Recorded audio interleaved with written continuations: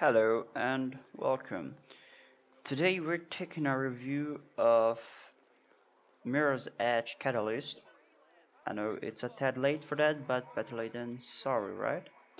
So here is the review anyway, and for this benchmark gameplay I decided to split the video into one, consisting of all the presets, which in this case are low, medium, high, ultra, and of course hyper. Now this game is known for being heavy on pretty much all of the components, and one thing I noticed that when playing on hyper the RAM usage went as high as 10 gigabytes, which is pretty ridiculous if you ask me.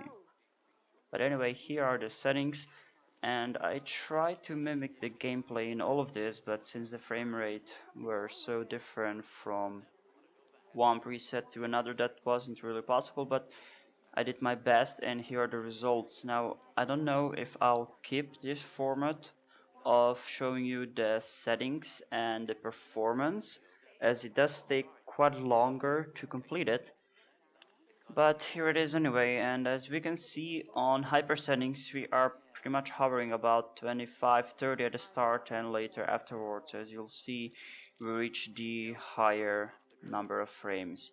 But of course on lower settings, the lower we go, more frames we get, and so on medium and high we pretty much have 40 frames on average, which is what I'd recommend to play this game on at anyway. And of course on low we get at sometimes even 80 frames, but as you can see, or maybe not since the window is quite tiny, all textures are either extreme low quality and some are even disabled, so I would not recommend low no matter what you're doing. But medium and high are definitely a place to go. Then again, ultra is possible with 30 frames capped, as we do reach that quite consistently. There is also something else worth mentioning, is that the game does perform on hyper, but I did disable the GPU limitation setting, and I know some people, or at least in Star, the game had problems with those settings, but now there doesn't seem to be any, except of course the difference in VRAM usage, which should be definitely 4 gigabytes minimum.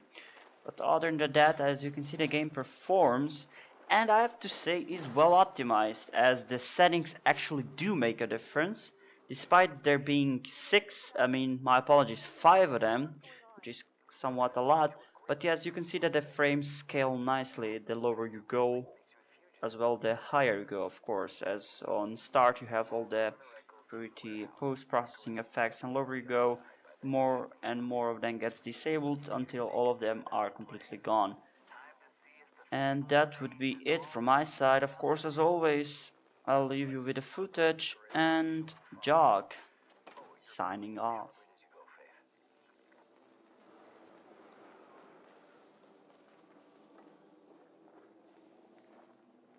There's a general search warrant out for Phoenix Carpenter, female, young, facial tattoo. They're a bit more insistent than I expected. Phoenix Carpenter? Yeah, Dogan set her up with a fake grid print when they took her. I transferred it to her B-Link as insurance. Might come in handy later. A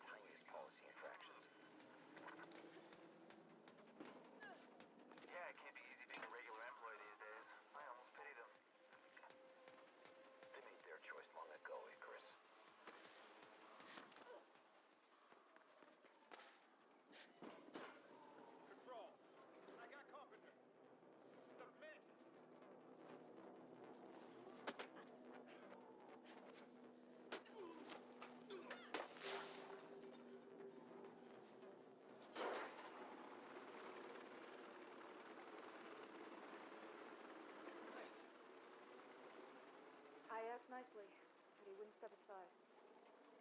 And now they know you came this way.